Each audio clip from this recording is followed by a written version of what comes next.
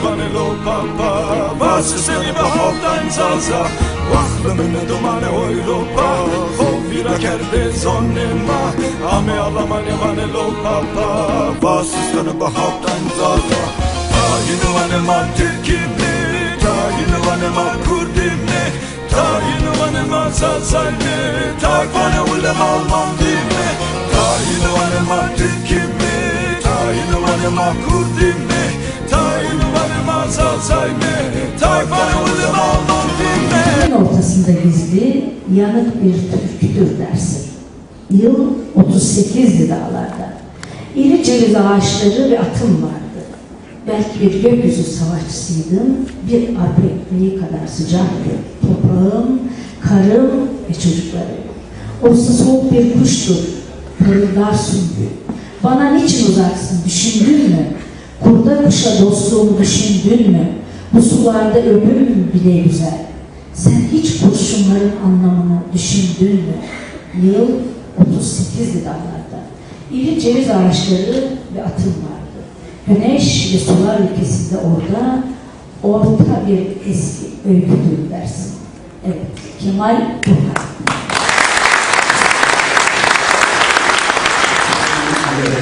Hangisi ise cevabınız ama hangi sorusu olsun onlardan biri diyeceksiniz.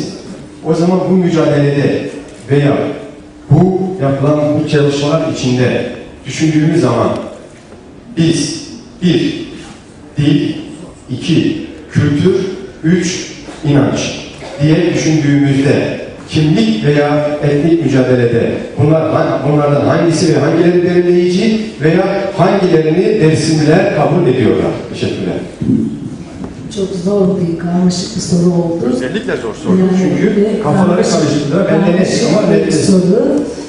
Şimdi buraya bir tane de başka zaman Taylan'dan rica edelim. Arkadaşlar görüşlerini beyan ettikten sonra açıklamayı daha uygun buluyorum. Şimdi ben tabii derslerin farklı olduğunu düşünüyorum. Bu konuyla ilgili olarak 2000 tarihinde ben İran'a gittim.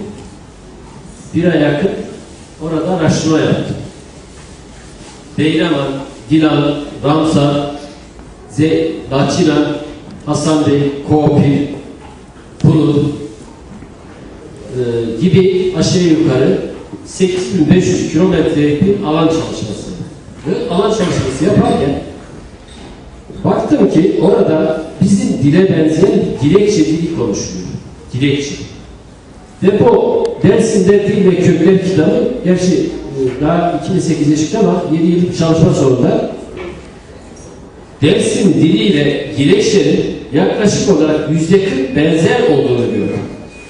Orada Dersim'de ilgili olarak Pulu diye bir yer vardı. Koopil bir yer vardı. Hasan Bey diye bir yer vardı. Laçinan diye bir yer vardı.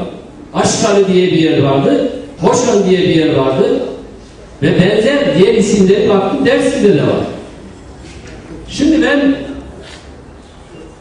yerli halkla da konuştuğum zaman kolayca anlaşıyordu. Ve orada cemevileri var. 16 tane mesela bu benim Deyleman'dan Dersim'e kitabında Rankı'da 4 tane cami var, 2 tane cami var. Bir yerde 15 tane cami var. Yani orada cemevleri de vardı. Benzer bir uygulamaları var, yeni isimleri de var. Ben şunu iddia ediyorum. Dersim tarihi yazarken Milorsky, Prokope, Lekov, Blau gibi, Profesör Koşula gibi birçok bilim adamları diyorlar ki Dersimler ayrı halktır. Kuşkuyla bakıyorum. Ben oraya alan çalışmasına gittiğim zaman gördüm ki Dersimler hakikaten Kenzinin dediği gibi, Todi'nin dediği gibi, Astara'nın dediği gibi, Rahman'ın dediği gibi, Blau'nun dediği gibi, Lekov'un dediği gibi, Ludwig Paul'un dediği gibi, Skohan'ın dediği gibi, Milorsky'nin dediği gibi, Profesör Koşuman'ın dediği gibi, Profesör Gibet'in dediği gibi Dersimler ayrı halktır. Ne Kürttür, ne Türktür. Ben bunu bilimsel olarak ispat etmeye hazırım. Hiç kimse bir yere kimseyi yamamaz. Eğer Dersimler Kürttür, Kürtler niye Hamidi alaylarla bu Dersimleri kırdılar? Eğer Dersimler Türktür, neden Dersimler katlama uğradı? Sebep değil. Kimlikti bana göre sebep. İnançtı bana göre sebep. Dersim'in kimlik farklılığından dolayı Dersimler katlama uğradılar. Dersimler kendi kimliklerine sahip çıkmak için sürekli dirayetlilik gösterdiler. Şimdi şunu söylemek istiyorum.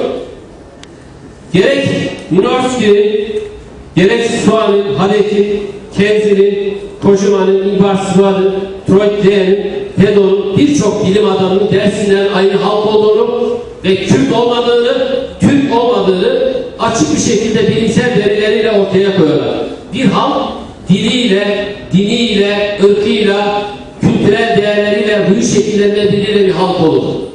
Biz şunu söylüyoruz. Tamam.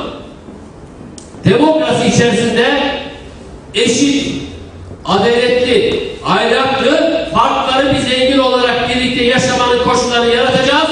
Bu ülke bizim de birlikte yaşayacağız. Sorudan Peki, teşekkür ederim. asimilasyon olayı, biri de şecereler. Mesut da değindi. Asimilasyon olayı bir doğal olarak yaşayan asimilasyon var. Bir de baskıyla. Baskıyla yaşanan gerçekten Cumhuriyet döneminde başlamadı, Osmanlı döneminde başladı.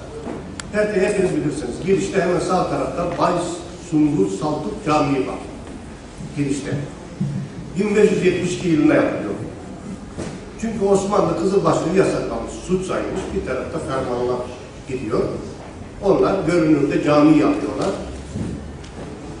Sünni gibi gözüküyorlar. Öbür tarafta onun ağabeyi de Medine Sancakbayı Bey'dir. Emir Ferruh Şah Saltuk. 1551 yılında Çarsancak Beyleri ihbar ediyor Osmanlı'ya. Diyor ki bunlar hala gizli Kızılbaşlık yapıyor. Bunun üzerine bir ferman gönderiyor, kanunu asıl. 1551 yılında asılıyor, türbesi de Çemisköy'ün Ulukala köyündedir. Üzerinde yapmışlar. Hala üzerinde duruyor. Tarihi de var, belgeleri de var. Yani Osmanlı'da itibaren başladı. Gerçekten böyle zorunlu bir asimilasyon, bir tarafta Sünnileştirme, bir tarafta Türkleştirme de beraberine gitti. Öbür tarafta bir doğal yaşanan bir asimilasyon var. Bir örnek vereyim. Tunceli'nin Merkez Milli Köyü, yeni adı Öğrenmeden. Hepiniz bilirsiniz. Belki Tunceliler yakınlarında hemen 10 kilometre ileride. Oraya geçen sene Gazi'den bir ekip hocalarla gittiğimizde gittik. Gül ağzında yapılmış dua tası. Üzerinde bir sürü ayetler var. Cemlerde şerbet ağzında kalmış. Yine içinde bir kepçe. O da bir sürü ayetler yazılı. Kepçeyle şerbet doldururlar. Bir de erken çubuğu uçaklar. O da gül ağacından yapılmış. Onlar milli olduğunu, milli ocağının merkezi olduğunu, kendi 8 köyünün de Çemisköy'deki olduğunu söylüyorlar. Akrab olduklarını biliyorlar, söylüyorlar. Onları aldık. Arkasından yani resimden aldık, daha sonra çözdük. Sonra da Çemisköy'e geçtik. Oradaki 8 köyü gördük. Tunceli'nin merkezindekiler tamamen Kırmancık'ı konuşurken, yani bizim Dersim Zazacası'nı konuşurken, Çemisköy'deki 8 köy tek kelime Kürtçe Zazaca bilmiyor. Ama akrab olduklarını biliyorlar. Onlar da merkezde çevresindeki egemen dil, egemen kültürün etkisinde kalarak zamanla gerçekten asimile olmuşlar. Bu da bir doğal asimilasyon. Keza Demirek var. Perkey'in bir köyüdür. Belki bilenler vardır. Kürmeş'in hemen altında. Türkmen oymağıdır. Ama o Şavak aşiretlerin içerisinde göç ilişkileriyle gide gele, yine Çemisköy'deki Devdireci de öyledir. Bunlar da tamamen Şavakçı konuşuyorlar. Her birbirini konuşuyorlar. Kürtleşmişler. Böyle bir doğal süreçlerle yaşanıyor. Hepiniz biliyorsunuz Karakeçiler, bu Siverek'te varlar. Siverek'te Karakeçiler Türkmen'dir, Türkmen oymağıdır. Bunların köklerini biliyoruz. Ama orada gittik, gördük. Türkçe bilmiyorlar, Kürtçe konuşuyorlar. Kürtleşmişler. Bir belge elimize geçti, Hürriyet'te tam sayfa yayınlandı diye İsveç'te Musa Antep'in telefon etti. Ya biz Kürt'üz, biz niye Türkmen gösterdiniz? Antep'li Türkmen oymağı diyor. Osmanlı belgelerde çıkıyor. Zanalar diyor. Amasya'da 19 tane Zana köyü var. Türkmen oymağıdır. Şimdi Leyla Zana'nın eşinden dolayı Mehdi Zana o kökten mi geliyor, o adı başka mı almıştı? Bu da belli değil. Çünkü Osmanlı'da öyle çok sürgünler oluyor ki, gönderiliyor ki, yer değiştirmeler oluyor ki, doğal bir asimilasyon doğuyor. Bir tarafta gerçekten zoraki doğuyor. Bir de şecerelere değineceğim. Mesut Bey gibi yani, verilmiş, Türkleştirmek için verilmiş ama hayır bakın. Gazi'de şimdi 188 tane Alevli Bektaşlık bölümü var. Ben de oranın yayınlandı. Secere bilgi. Bunları eledik 73'e düşürdük. Osmanlı, Yıldırım Beyazıt zamanında bir kanun çıkıyor, Nakım-ül Eşraflık Kanunu. Görevi, seyitlerin soy ağacını tutmak. Seyitler vergiden muafdır. 500 koyunu da olsa, 1000 keçisi de olsa vergiden muafdır. Bu önemli bir ayrıcalık. Askere de tutuluyor. Özellikle o Kösem Sultanlar, Hürrem Sultanlar döneminde başlıyor, rüşvetle secere alıyor. Basıyorlar parayı, alıyorlar. Niye? Askere gitmesin, vergi vermesin diye. Böyle hayali secereler de çıkıyor ama onun dışında gerçekten artık günümüzde karbon testiyle açığa çıkıyor. Buna da itiraz ettiler, bunun karbon testi de yapıldı. Gerçekten 1330 yılında Alaaddin Keykubat tarafından verildiğini ODTÜ'den karbon testiyle ortaya çıktı. Bu şekilde sağlam belgeler de var, ayıklanıyor orada. Secereler, ta Horasan'da verilmiş secereler de var. Irak'ta verilmiş secereler de var. Yani hepsi hayali değildir. İlla da Türkleştirmek için de değil. O dönemde milliyet henüz öne çıkmamış. Tafa. Yani daha çok İslam, gayrimüslim, Müslüm. Osmanlı için de bu çok önemlidir. Selçuklar için de bu önemlidir. Çünkü henüz milliyet diye bir sorun, kavram öne çıkmamıştı. Bu anlamda yani Selçuklar ya da Osmanlılar başlangıçta Türkleştirme diye bir defter yok. Ondan teşekkür ederim. Bunun içine girmeden benim gözlemim bir şey var ki bunu hemen hemen bölümüne giden herkes gözlemiştir ve herkes hayatında uygulamıştır. Düldül ayağı diye bir yere gelindiğinde orada inilir, niyaz edilir ve ondan sonra bölümüne geçilir. Yani bu tabi inanç kimlikle etnik kimliği birbirlerinden arkadaşlarımız ayıraraktan hiç de bizim Alevilik yanımıza değinmediler ama ben açıkçası Tunceli'nin en büyük bugünkü bütün yerlerden farklılığını ortaya koyan da Alevi kimliği olduğunu düşünüyorum. Şimdi değerli arkadaşlar, Sıdıka Avar'a tabi Mesut Özcan kendi bakış açısıyla söyledi.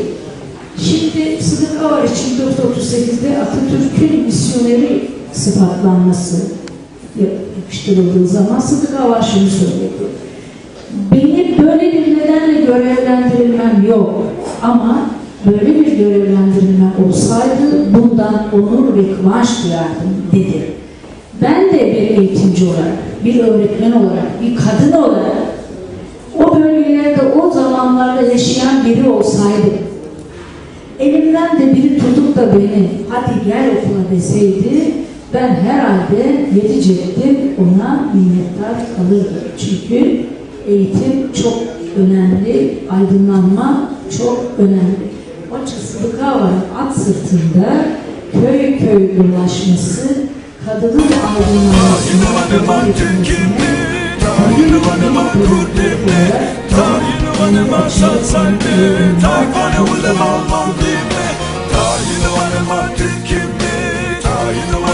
Kurdim mi?